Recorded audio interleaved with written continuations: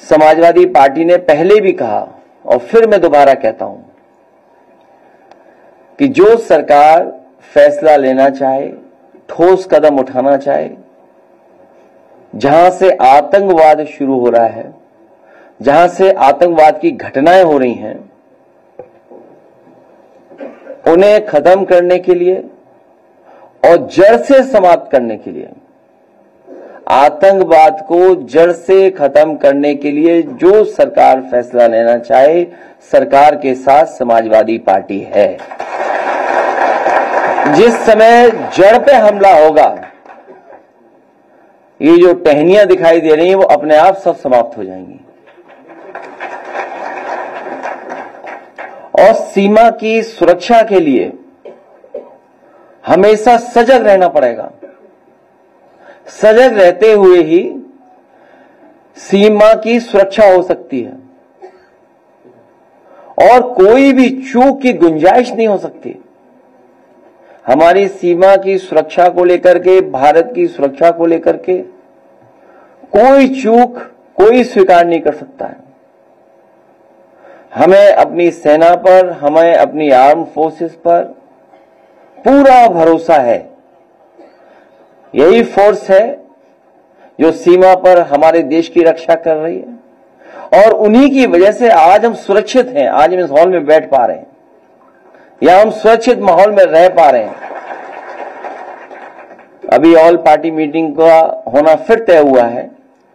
Samajwadi party के राष्ट्रीय प्रमुख महासचिव आदरणीय राम गोपाल यादव जी उस मीटिंग में रहेंगे। जो हमारी पार्टी से सुझाव होगा वो सुझाव जरूर हम लोग देंगे और सुझाव यहां तक देंगे क्योंकि कुछ लोग कहते थे कि अब नए तरह का युद्ध है, इसमें फौज की जरूरत नहीं पड़ेगी और उसका परिणाम यह हुआ था कि अग्निवीर जैसी व्यवस्था लागू हुई थी जो अस्थाई है, स्थायी नहीं है। जो अग्निवीर व्यवस्था है वो अस्थाई है और वही लोग अब परंपरागत तरीकों को क्यों अपना रहे हैं। इसलिए जो कुछ सुझाव होंगे हम लोग ऑल पार्टी मीटिंग में राष्ट्रीय प्रमुख महासचिव जी के माध्यम से भेज देंगे। लेकिन जहां हम लोग यहां बैठे हैं, हाथा नहीं भाता, इतने ही सब बातें आपको तक पहुंच गई हैं। पॉलिटिकल है वो फैसला, मोटिवेटेड है और क्योंकि आप विरोधी हैं, आपसे उन्हें पॉलिटिकल लगता है कि ये हमें पॉलिटिकली कमजोर कर सकते हैं, इसीलिए सब पॉलिटिकल कार्रवाई हो रही है। अगर निष्पक्ष कार्रवाई होती तो शायद हम यहां जितने लोग बैठे प्रेस में नहीं बैठते, ना आपसे बातें कर रहे होते। उन्हें हाथा नहीं भाता, तिलक नहीं लुभाता।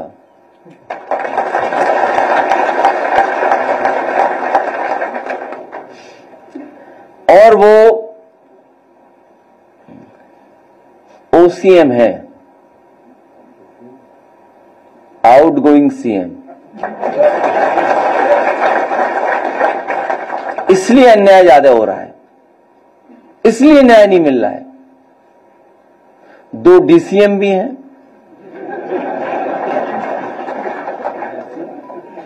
डिप्टी सीएम, एक ओसीएम, 2 डीसीएम। मान लीजिए उपाध्याय जी का परिवार हमारे साथ यहां है और ये सवाल पहली बार नहीं हम लोगों ने खड़ा किया। याद कीजिए वो समय, जिस समय हम लोग, आप लोग बात कर रहे थे, हमारे साथी बहुत सारे लोग कानपुर देहात पहुंचे थे। एक परिवार जिंदा जला दिया था। कहीं कोई सोच सकता है आज के समय पर कि ऐसी घटना हो जाए, बुलडोजर चले, झोपड़ी में आग लगे और जान चली जाए? जिंदा जला दिया। और जब उस परिवार का बेटा न्याय मांगने गया, उस सर्दी में कपड़े उतार करके उसको अपमानित किया, उसको पीटा गया, पुलिस के लोगों ने पीटा। ये जो हमारा परिवार बैठा है, हमारी पार्टी सबसे पहले पहुंची, और लोग भी पहुंचे, ऐसा नहीं है। हमारे लीडर ऑपोजिशन पहुंचे, कुछ तिवारी जी पहुंचे, और कोई परिवार ऐसा नहीं है जो समाजवादी था जो उनके घर परिवार नहीं पहुंचा। जो हम लोगों ने पढ़ा, जो जाना, वो यही था कि पुलिस पैसा मांग रही थी। ये पहली बार नहीं हो रहा, पुलिस पैसा मांग रही थी। मुझे याद है वो जौनपुर में उस समय टिकटॉक चलता था। एक बच्चे ने केवल टिकटॉक बनाया, पुलिस को नहीं पसंद आया, पुलिस ले गई। उसके पिताजी को बुलाया कि पैसे चाहिए, हमें इतने पैसे चाहिए, नहीं दोगे तो आपका बेटा नहीं छोड़ा जाएगा। इतना पीटा कि जान चली गई। ये कस्टोडियल डेथ सबसे ज्यादा हो रही है। यूपी नंबर 1 है कस्टोडियल डेथ में। ये कौन दे रहा है आजादी कस्टोडियल डेथ के लिए? किसके कारण ये हो रही कस्टोडियल डेथ? जब आप विधानसभा में बोल देंगे ठोक दो, और जब पुलिस से आप पॉलिटिकल काम लेंगे, आप अपने पॉलिटिकल राइवल्स को जेल भेजने के लिए काम लोगे। मान लीजिए अभी लीडर ऑपोजिशन ने कहा आदरणीय आजम खान साहब को जेल भेजा। हम बहुत सारे लोगों को जानते होंगे, हमारे दीक्षित जी बैठे हैं, जन्म की तारीख ठीक है, सर्टिफिकेट आपका नहीं ठीक है, ये सीतापुर के रहने वाले हैं। उस जमाने में कंप्यूटर नहीं था। डेट ऑफ बर्थ कोई कहता था होली से पहले, कोई होली के बाद, कोई दिवाली से पहले, दिवाली के बाद पैदा हुआ, वही कहानियां बन जाती थी, वही तारीख बन जाती थी। और रमाकांत यादव, कितना पुराना मामला। इरफान विधायक, हालांकि प्रजापति भी जेल में है। अभी उसका परिवार, जब हमें राज्यसभा का चुनाव था उस समय मिले परिवार के लोग मुझसे आए, बोले कि हम बड़े संकट में हैं। मैंने कहा क्या हुआ? बोले मुख्यमंत्री जी ने हमें बुलाया और मुख्यमंत्री जी ने आश्वासन दिया है कि प्रजापति जी के सब मुकदमे वापस हो जाएंगे, केवल हमें वोट दे दो। सोचिए, प्रजापति जी परिवार ने वोट दे दिया वहां, क्या प्रजापति छूट गए? तो ये वोट के लिए कुछ भी कर सकते हैं, ये ऐसी ही सरकार है। इसलिए हम सब मिलकर के इस सरकार को हटाने का काम करेंगे, और हम अपने सभी लोगों को भरोसा दिलाते हैं, पीडीए में आप भी हैं। जब कभी भी आप अपना नाम शॉर्ट में लिखते होंगे तो पीडी लिख देते थे होंगे। कुछ लोग जानते होंगे, अगर लिखना है शॉर्ट में लिख दिया पीडी, तो आप तो पहले से ही इसमें पीडीए में। और हर पीड़ित के साथ हैं हम, हर दुखी के साथ हैं, हर व्यक्ति जो अपमानित हो रहा है उसके साथ हैं। और मैंने तो कई बार का ऑफर कहता हूं कि ईडी जैसा डिपार्टमेंट होना चाहिए। और अगर फाइनेंशियल चीजें देखी जाए तो बहुत से लोगों पे उंगली उठ रही है, बहुत से लोगों में। कई ऐसे लोग हैं जिन्होंने बैंकों का कई हजार करोड़ रुपया, अखबार वाले भी पे दबाव है कि न छापो अखबार में। केवल एक दिन खबर आई, एक बैंक से कोई बहुत सारा पैसा लग गया, कोर्ट में केस चल रहा है, हाई कोर्ट लखनऊ में केस चल रहा है, कोई कंपनी है उसका मामला है, और बड़ा, हाँ ठीक बात है। मतलब देखिए ना कैसे फ्रॉडगिरी हो रही है। 12,000 करोड़ का मामला है, शायद 12,000 करोड़ का मामला है। बैंक है, बैंक का भी नाम बदल गया अब तो। खैर, अभी सुप्रीम कोर्ट का मैं पढ़ रहा था कि कोई भूषण स्टील है, उसका मामला कुछ हुआ है, कोई नया मॉडल निकाला था और कोई बहुत बड़े उद्योगपति उन्हें दे दिया। वो अखबारों में छप रहा है। हाँ, वो एक फार्मूला है, एनसीएलटी का तो है, लेकिन एक वो स्कीम बनाई है उन्होंने। मैंने पहले भी कहा, फिर कहता हूं, हम लोगों पे तो आरोप लगाती है भारतीय जनता पार्टी, न जाने कैसे कैसे आरोप लगाती है, लेकिन भारतीय जनता पार्टी हर स्कीम पैसा कमाने के लिए बनाती है। वही हुआ जो हुआ है वहां पे। भूषण स्टील और एक बड़े उद्योगपति उन्होंने ले लिया बड़ा कारोबार। इसीलिए मैं कह रहा हूं कि इनके अपने लोग सब आजाद हैं, पॉलिटिकल लोगों को ढूंढा जाता है कि इनको कैसे फंसाया जाए, कैसे जेल भेजा जाए। उसी में कुशल तिवारी जी आप जानते होंगे, फंसा दिए गए आपका भी परिवार। वो आपको इसलिए फंसाया गया, हाथा दूर नहीं है आपके यहां से,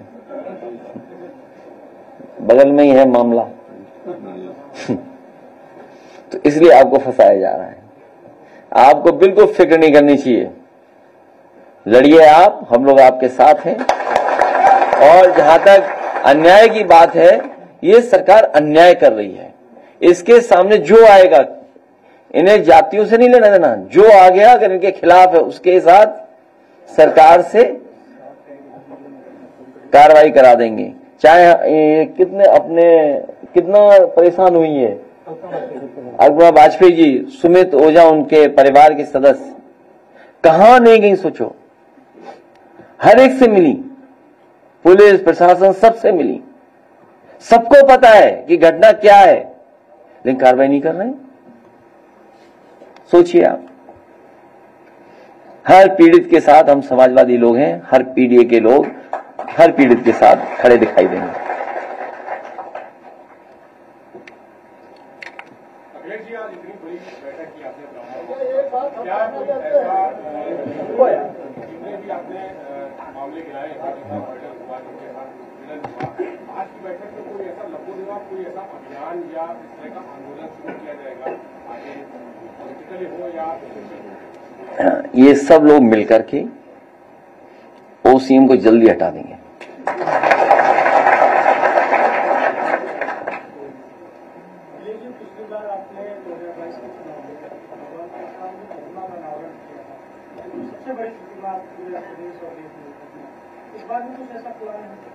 इस बार हम लोगों ने वो सुदर्शन चक्र पकड़ा है। आप लोग भी चैनल बदल लेते हो, कई लोग उस चैनल में थे, फिर उस चैनल में थे, फिर उस चैनल में थे। आप भी तो चैनल बदल लेते हो अपने, पूछना क्या चाहते हो हम पे बस सब भगवान हमारे हैं।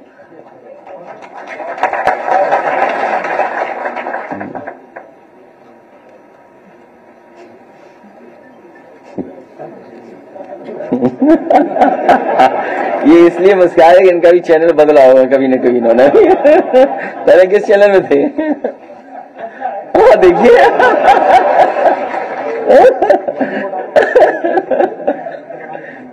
तो अभी तो क्योंकि दूसरी परिस्थितियां होंगी, हालांकि हम लोग प्रेस में और बातें न करें तो ठीक ही रहेगा, क्योंकि जिस तरह का माहौल है और सीमा पर जो हो रहा है, हमारी फौज लड़ रही है, इसलिए क्योंकि इस बात को हम यहीं समाप्त करेंगे तो अच्छा रहेगा। क्यों नहीं, जस्ट नहीं, देखिए ऐसा है, देखिए ये हालांकि हमें कोई ऐसी बात नहीं कहनी है क्योंकि सब सुझाव हमें वहां देने हैं। ये बहुत सेंसिटिव इशू है। जब मैंने कहा कि जड़ पे हमला होना चाहिए, टहनियां अपने आप सूख जाएंगी।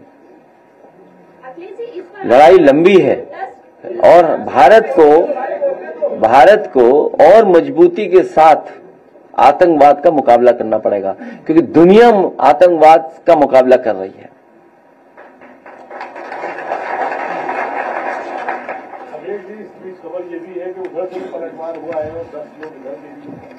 वो मुझे जानकारी नहीं है, लेकिन हमारी बहादुर फौज सबका मुकाबला कर लेगी।